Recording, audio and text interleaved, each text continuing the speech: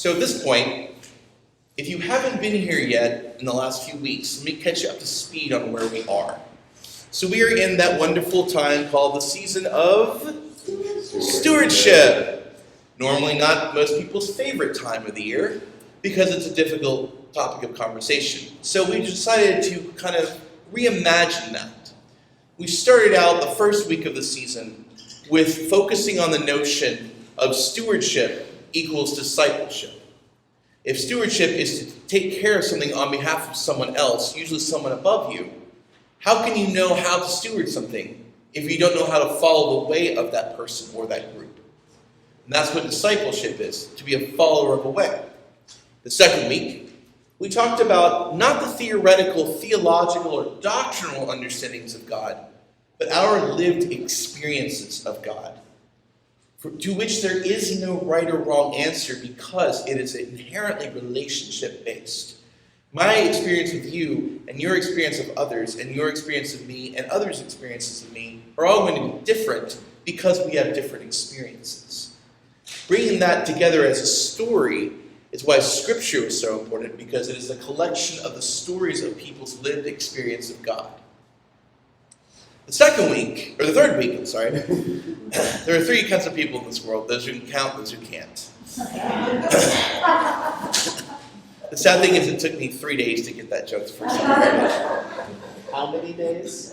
Exactly. 1, 2, 5, 3, 7, 3. Oh, okay, where was I? Oh yeah, week 3 was how does that lived experience inform or impact your relationships with other people?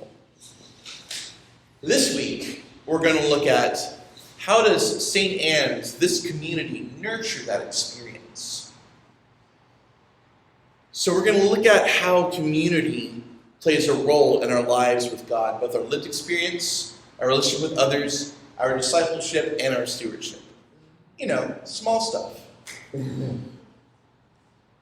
There's an old Simon and Garfunkel song that I grew up listening to because my dad and my brother both were huge fans of Simon and Garfunkel. I think they had pretty good taste. But the line is, I am a rock, I am an island. You know the song. Oh, yeah. I've always found that fascinating because it is a counter to the statement, no man is an island unto himself. And no woman an island unto herself either. And I kind of want to look at a little bit more of why maybe Paul Simon, I'm guessing, is the one who wrote the lyrics of that song, might not have had the best wisdom when he wrote that song. Or why we think that we're supposed to be an island unto ourselves, fully self-reliant, not depending on anyone, self-sufficient. So, things get twisted. I really, really love the story of Naomi and Ruth today for so many reasons, not least of which it's really focused on women in the Scripture, which we know women don't get as much airtime. But more importantly, what it says about what community looks like. So starting off from the very beginning, what's going on in Bethlehem that makes them move to Moab in the first place? Famine. Why is the famine going on according to Scripture? Was it God's punishment or something? Yes, it's God's punishment for idol worship and injustice on the part of the people, according to the book of Judges. So, inherently, what the community does affects all of us. Now, do I personally believe necessarily that God causes famine as punishment for bad behavior? No. I think that the time and place where we live and the way we understand the world now is a little bit more complicated than that. However, the story itself points to the fact that our behaviors have consequences not only for ourselves, but for the rest of the community. So right off the bat, we're looking at, wait a minute. How does my behavior affect you? How does societal behavior affect me and you and everyone else? So Elimelech and Naomi are like, well, we got to go find somewhere where we can eat. So they go to Moab. Now, Moab is a very important place in Scripture because it's a place that later on in Scripture, Ezra and Nehemiah, when they rebuild the second temple, try to push the Moabites out because they're not pure. So they find a home, and Naomi and Elimelech's sons marry. Great, awesome. So they've got, structure. They've got security in a time where women, if they were widowed, didn't really have a lot of recourse other than fathers or sons. And if they all die, she's kind of left out to dry. Well, what happens? The husband and the sons die. What do we do now? What do you think Naomi is feeling right now in terms of... There was a piece that fell over. I think that describes it. How do you think Naomi's feeling right now in relationship to herself and to her daughters-in-law? Huh? Damn it, yeah. Oh, you want to expound on that? I said Panicked. Oh, panicked. Oh, They both were canned. Panicked. A more useful term, yes. Okay. What else? Abandoned. Clearly she doesn't. Go ahead, Jonathan. I was going to say, clearly she doesn't want to take her daughters-in-law down with her. She doesn't want to take her daughters-in-law down with her. She does feel responsible for their welfare. She does feel responsible for their welfare. So she hears that God's lifted the famine. Things are back to better in Bethlehem. So she's like, you know what? I need to go back home, but I don't want to be a burden on y'all. I don't want you to be beholden to me. I can't give you more sons to marry. And even if, I could bear kids right now, you're going to have to wait for them to grow up and talk about an age gap.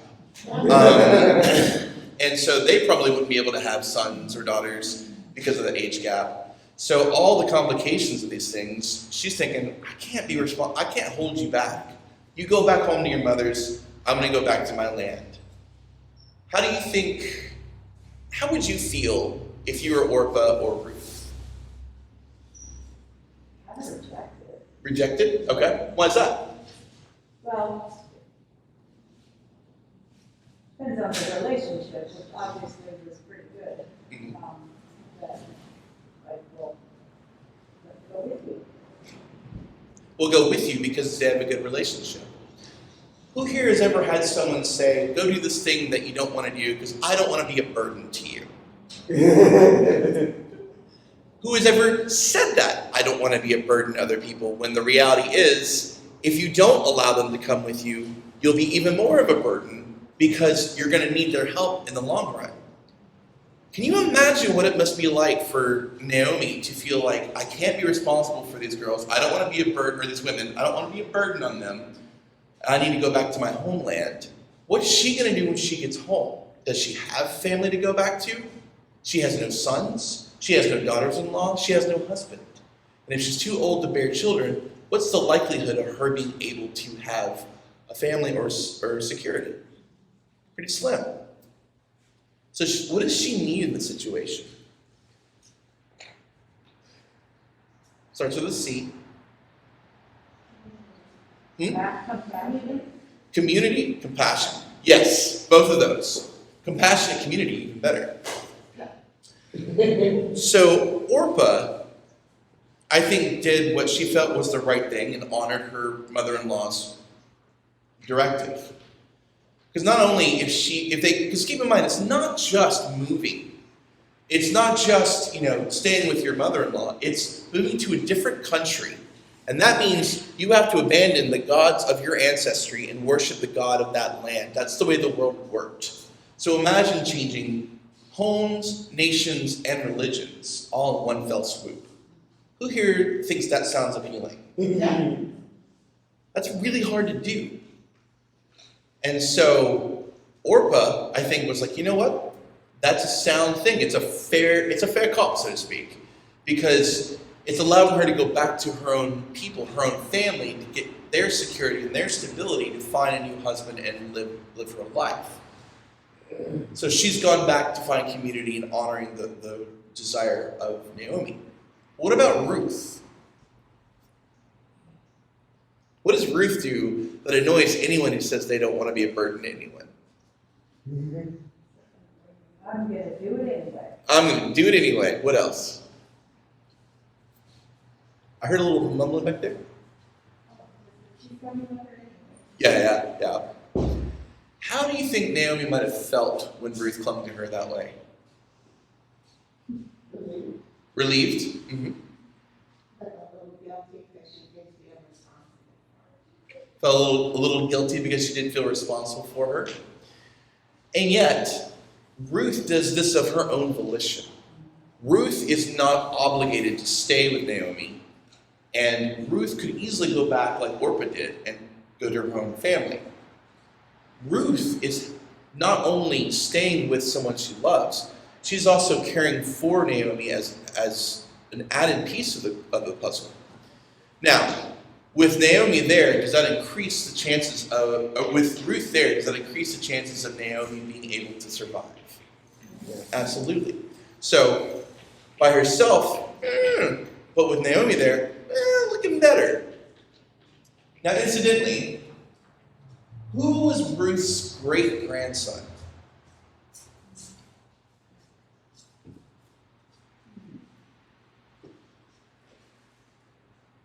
Big name. Big name. But Yes, yeah. Close, but it does start with a D. I was going to randomly guess David. David. Okay. Dun dun dun. What would have happened to history, to our scriptures, to messianic hopes that lead to Jesus if Ruth had not said, I don't think so, I'm staying with you? Completely different story. So what does this have to do with community? Well, anybody want to take a guess before I jump in?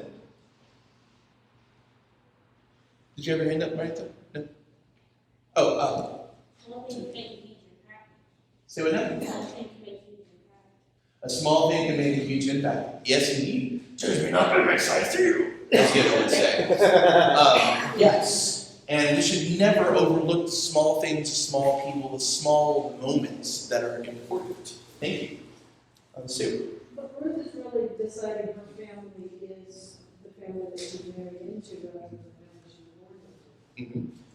Staying with the family that you're married into, or choosing, rather than necessarily just the family of blood, both of which are very important.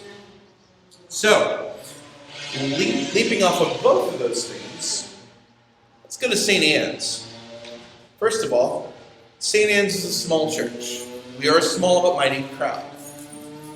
Like that motor. But we have an amazing community nonetheless. We are also a family of choice, not just family of blood. While there are families of blood within this community, thanks be to God, I'm all about having more families, and all about having the equality of families that we have here. That's an integral piece of how we better relate to one another, better relate to our families of blood, and better relate to the society around us of which we are a part. So just as Naomi nurtured Ruth, and just as Ruth returned that to Naomi, that sense of community, that small, tight-knit sense of community, that courageous choice, I am going to follow you. I am going to reject my family. I'm not going to reject, but I'm going to leave my family, leave the gods of my land, and follow you to worship the God of your land who has taken care of me, and find my life in this beloved community over here. And as a result, major, significant, crucial impacts to the story of God's people happen in much the same way that God promised Abraham things that Abraham never saw fulfilled in his lifetime. And yet, we are the result of Abraham's choice. So today, the question we're going to explore in small group discussion, as we've been doing, is how does St. Anne's nurture your life with God and other people? So I want to have us dig in more deeply. I want to try to find the connections across the board of discipleship, lived experience of God, relationship with others, and St. Anne's, and how do those interact together? Before we do that, the hope this week is that as we have explored these questions and these thoughts about community, that we will continue to tighten up our understanding and our gratitude for the necessity of this church to our lives in God and our love of neighbor. Because after all, it is worth more than any sacrifice we make. As much as the Eucharist is important, it is smaller than the relationships we have as a means to the relationships we have. So may we continue to integrate that understanding of our relationships with God and others into this place and have wonderful discussions in a moment. Amen.